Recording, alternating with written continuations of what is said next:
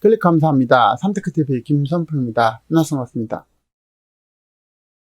이번 시간은 규제천국 한국 기업규제법 3개월 만에 284개 한 달 일해도 퇴직금을 줘라. 자, 이 경우에 추가 퇴직금만 해도 6조 7천억 원이라고 하는데요. 자, 일자리 기업은 망하거나 해외로 이탈을 가속화하고 있습니다. 자, 침몰하는 한국호에 대해서 알아보도록 자, 신문 헤드라인 몇 개 보고 말씀 나누겠습니다.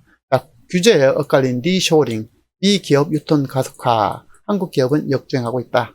기업 투자 탈한국 가속화, 반기업 규제 풀어야. 공정경제 3법만이 문제가 아니다. 국회 개원 3개월 만에 기업규제법. 자, 284개 발의.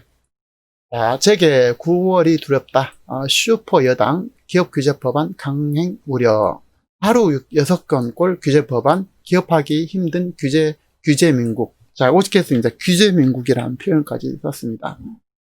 그야말로 기업을 꽁꽁 묶고 있는 법을 만들어내고 있는데요.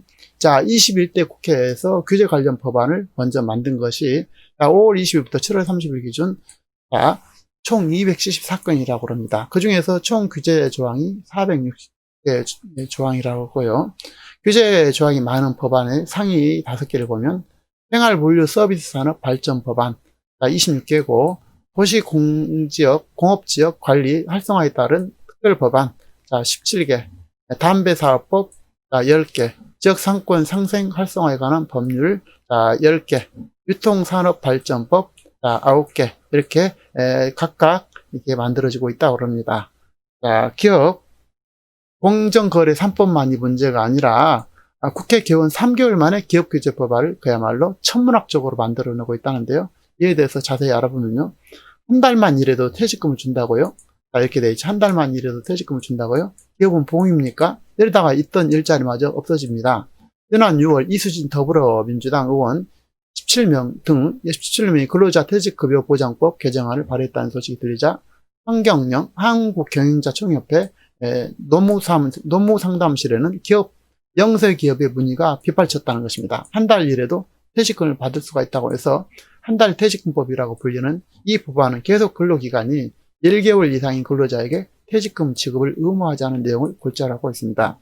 이 법안이 통과될 경우 추가 퇴직급여 부담액은 6조 7,092억 원에 이를 것으로 추정되고 1년 미만 퇴직자의 약 50%가 30인 미만 사업장에서 나오는데 퇴직급여 지급 확대에 따른 인건비 부담은 중소 영세 사업자와 소상공인에게 집중될 수밖에 없다는 지적이 나오고 있습니다. 그래서 규제법을 만들게 되면 매우 여러 가지를 고통받게 되는데요.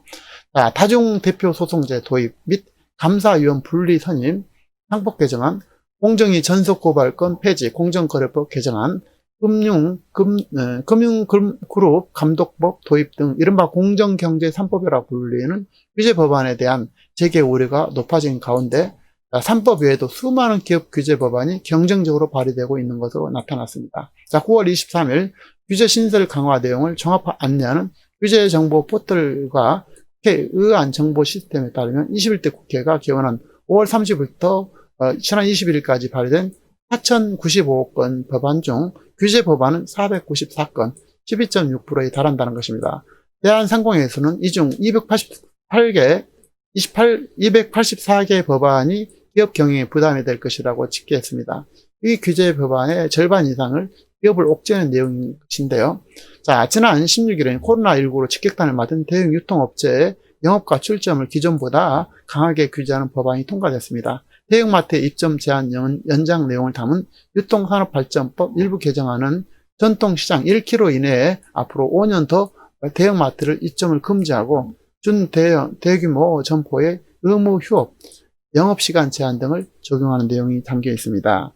자, 자본주의 시장에서 이렇게 제한을 가게 된다면 여러 가지로 부작용이 생기게 되죠. 현재 국회에는 이에도 기업 규제 법안이 다수 발의된 상태고 해외 석탄 발전 투자 금지법안을 담은 한국전력공사법, 지역자원 시설세 과세 대상을 확대하는 지방세법, 보험사 보유자산 시 평가를 적용하는 보험업 등이 되겠습니다. 이것이 바로 이제 삼성생명 법안으로 불리는 보험업법 개정이 이루어지면 계열사의 주식을 취득 원가가 아닌 시가 기준으로 총자산 3% 이상을 보유할 수 없게 됩니다. 자, 소기업의 폭탄이 될 수 있는 법안도 많이 있는데요. 정부가 내년부터 기업의 사내 유보금에 소득세를 부과하는 내용의 세법 개정안이 그것입니다.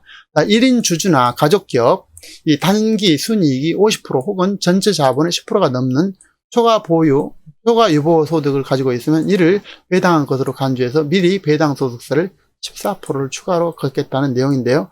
상당수 소기업 경영진이 파괴가 입을 것이라는 전망이 나오고 있는 것입니다. 자, 21대 국회 임기가 시작된 2개월 동안 규제 법안이 하루 6건, 총 274건이 발의된 것으로 나타났습니다. 이는 두 달 동안 의원 입법 형식으로 발의된 총 법안 2354건의 11.6%에 해당되는 수치고, 그 대상을 중심으로 기업 옥죄기가 기업 규제 법안이 경쟁적으로 쏟아지고 있는 결과로 분석되고 있다는 것입니다. 경제계는 코로나 사태로 경제 위기론이 커지는 가운데도 경제 살리기와 일자리 창출이라는 기조에 역행하는 규제 법안을 발의가 잇따르고 있는 것에 대해서 그야말로 크게 우려할 수밖에 없는 것입니다. 자, 기업 규제를 계속하게 된다면 기업들이 일할 이유가 없겠죠, 한국에서. 자, 정기국회에서 통과 가능성이 높은 공정경제에 관련 개정안들이 이제 수도 없이 많이 있는데요. 상법에 대해서 다중대표소송제도, 공정거래법에서 하익 편취 규제 대상 확대와 연속고발권제 폐지가 있습니다. 자, 노동조합법은 해고 실업자 노조 가입 허용, 노조전임자 임금 지급 금지 규정 삭제, 대기업 상생협력법은 대기업과 중소기업이 이익을 공유를 해라. 대기업의 기술 유용행위 입증 책임을 전환. 자, 유통산업발전법은 복합 쇼핑몰, 백화점 면세점도 영업 제한 대상에 포함하겠다.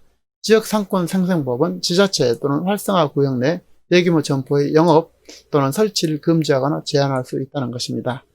자, 이런 것들이 여러 가지로 이제 문제가 되는데, 예를 들어서 이렇게 온라인 시장으로 발전해서 오프라인 규제가 의미가 없다는 것도 있고, 여러 가지로 문제만을 양성하는 그런 법안들을 지금 만들어지고 있다는 것입니다. 자, 규제 법안이 가장 많이 제출된 것은 노동 분야이고요. 21대 국회 임기가 시작된 이후 근로기준법 일부 개정안의 총 경우 41건이 발의됐다는 것입니다. 공정거래법 일부 개정안은 24건, 상법 개정안은 9건이 심의를 기다리고 있다는 것입니다. 유통산업발전법 일부 개정안은 8건 중 6건이 여당 의원이 발의한 법안입니다.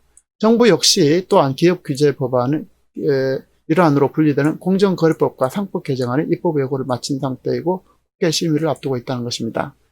경제계는 정부와 거대 여당의 입법 독주를 견제하기 위한 장치가 필요하다고 지적하고 있는데, 규제가 한 개가 생기면 두 개를 없애는 미국의 2-for-1 룰이 대표적인 사례가 되고 있습니다. 도널드 트럼프 미국 대통령이 강력하게 시행하고 있는 이 제도는 집권 3년 동안 신설 규제 1건당 기존 규제 7.6개를 폐지하는 성과를 냈다는 것이고, 이를 통해 규제 비용으로 총 53조 4천억을 줄였다는 것입니다. 영국의 경우에도 상하고 하원을 각각 규제개혁위원회, 규제개혁기구를 운영하면서 정부 규제개혁을 방향을 제시를 하고 있는데, 한국은 이제 그야말로 브레이크가 없는 그런 상태로 지금 퍼져나가고 있다는 것입니다. 자, 규제 엇갈린 니쇼링, 미기업 유통 가속화, 한국 기업은 역주행 이렇게 되어 있는데요. 기업 투자 탈한국 가속화, 반기업 규제 풀어야 한다는 것이고요. 자, 해외 직접 투자, 그러니까 외국으로 다 이렇게 가는 것이 점점 늘어지고 있습니다. 2014년도에는 285억 불이었는데 303억 불, 그 다음에 397억 불, 447억 불, 511억 불, 618억 불 등 점차 이렇게 해외로 다 투자를 옮겨가고 있는 것이죠. 증감률이 자그마치 18.4%가 되고 있습니다. 그래서 이제 모든 기업들이 해외로 나가게 된다면, 한국에는 기업도 없고 일자리가 점점 줄어들게 되겠죠. 해외 직접 투자 증가 속도는 그야말로 계속 빨라지고 있는데, 2001년도부터 2005년도까지는 41억에서 74억도로였던 것이, 2007년은 231억 달러, 또 2017년은 447억 달러, 2018년도는 510억 달러로 그야말로 가파르게 늘고 있습니다. 이후 1년 만에 다시 100억 달러에 들면서 지난해 600억 달러 규모를 웃돈 것입니다. 반대로 해외인의 외국인들의 직접 투자는 233억 달러로 2018년 269억 달러에 비해서 13.3% 감소했다는 것입니다. 들어오는 것은 적고 나가는 것은 많게 되기 때문에 한국이 점점점 어려워지겠죠. 이런 해외 투자의 직접 가파른 증가, 외국인들의 감소는 결국 국내 투자 환경이 악화됐음을 당연히 음미하게 되겠죠. 자, 미국은 이렇게 급격하게 니쇼링이 이루어진 데 비해서 한국은 반대로 이렇게 줄어드는 모습을 볼 수 있습니다. 98 지수, 여기 마이너스 30이 되겠습니다. 한국은.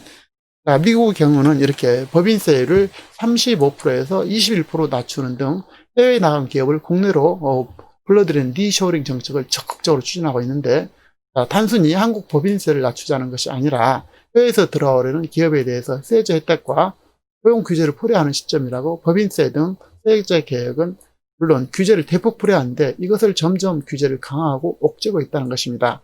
기업 기업 투자의 이탈은 그야말로 가속화되고 있고 한국 경제는 지속적으로 무너질 수를 가지고 있습니다. 생산 주체인 기업은 기업을 옥죄고 버는 사람은 줄고 쓰는 사람은 늘고 비정상 사회는 그야말로 지속이 가능하지 않다는 사실을 모르고 있는 것 같습니다. 국회는 입법 양성서로 경제 주체에 대해서 해악을 주면서 생산 주체의 손발을 꽁꽁 묶고 생산 의욕을 꺾는 법들을 양산해내고 있습니다. 규제 완화가 아니라 혁파를 하지 않는 이상 그 대가는 다음 세대가 아니라 당장 우리 세대부터 스스로 지불하게 될 것입니다.